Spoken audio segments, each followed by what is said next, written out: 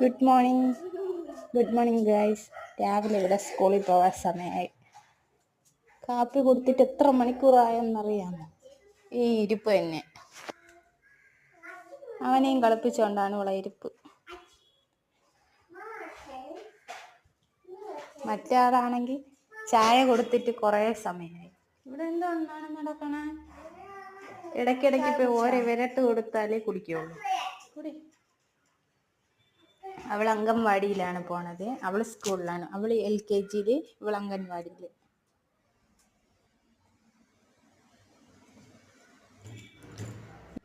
ഇന്ന് കാപ്പിക്ക് ഉപ്പുമാവാണ് ഉണ്ടാക്കി. ഇവരതാവുമ്പോൾ കഴിക്കും, മറ്റേതാവുമ്പോൾ കഴിക്കൂല.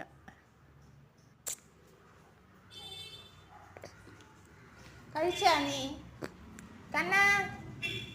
അത്രയും കഴിക്കും.